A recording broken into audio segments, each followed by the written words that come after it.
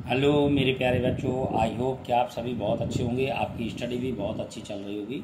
मैं रामरूप सर सफलता coaching classes Lahore से आपके लिए 10th साइंस का चैप्टर 9 प्रकाश की परावर्तन का लेक्चर 4 लेकर आया हूँ। इससे पहले लेक्चर 3 तक मैंने अपलोड कर दिए थे।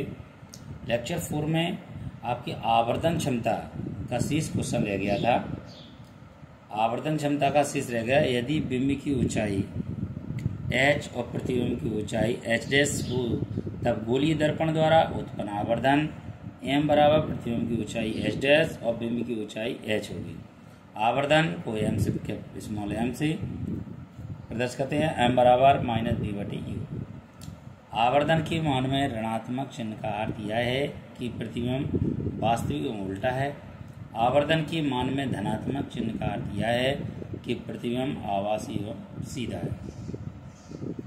प्रकाश का अपवर्तन किसे कहते हैं? जब कोई प्रकाश किरण एक माध्यम से दूसरे माध्यम प्रवेश करती है तो उसका पथ विचलित हो जाता है। इस घटना को प्रकाश का अपवर्तन कहते हैं। नोट में देखिए, यदि प्रकाश किरण विरल माध्यम से सघन माध्यम प्रवेश करती है तो आपतित किरण के सापेक्ष अविलंब की ओर मुड़ जाती है।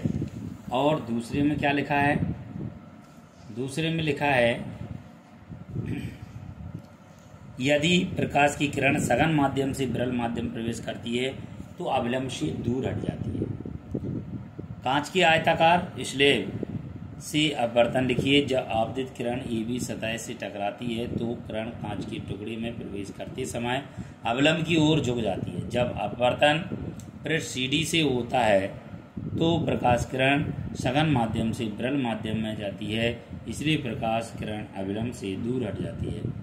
अपवर्तन के नियम लिखिए। आपतित किरण, अपवर्तित किरण एवं अविलंब तीनों एक ही तल में होते हैं।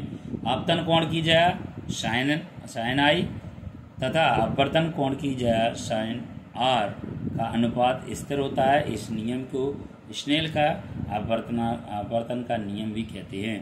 यदि I आपतन कोण तथा R परावर्तन कोण हो तब sin I/sin R स्थिरांक, इस स्थिरांक के मान को दूसरे माध्यम का पहले माध्यम के सापेक्ष अपवर्तनांक कहते हैं। अपवर्तनांक से आप क्या समझते हैं? किन्हीं दो माध्यमों के लिए होने वाली दिशा परिवर्तन के विस्तार को अपवर्तनांक के रूप में व्यक्त किया जाता है। एक प्रकाश किरण माध्यम 1 से माध्यम 2 में प्रवेश कर रही है। माध्यम 1 में प्रकाश की चाल v1 तथा माध्यम 2 में प्रकाश की चाल v2 और तथा माध्यम 2 का माध्यम 1 के सापेक्ष अपवर्तनांक माध्यम 1 में प्रवेश की चाल तथा माध्यम 2 में प्रकाश की चाल के अनुपात द्वारा व्यक्त किया जाता है। इसे N21 से प्रदर्शित करते हैं। N21 माध्यम I में प्रकाश की चाल v1, माध्यम 2 में प्रकाश चाल v2। इसी प्रकार M12 माध्यम 2 में प्रवेश कर प्रकाश की चाल बटे माध्यम 1 में प्रकाश की चाल c/v। नोट है, यदि माध्यम 1 निर्वात या वायु है तब माध्यम 2 का अपवर्तनांक निर्वात के सापेक्ष माना जाता है। यह माध्यम का निरपेक्ष अपवर्तनांक कहलाता है। यदि वायु में प्रकाश की चाल c तथा माध्यम में प्रकाश की चाल v हो तब माध्यम का अपवर्तनांक nm होगा।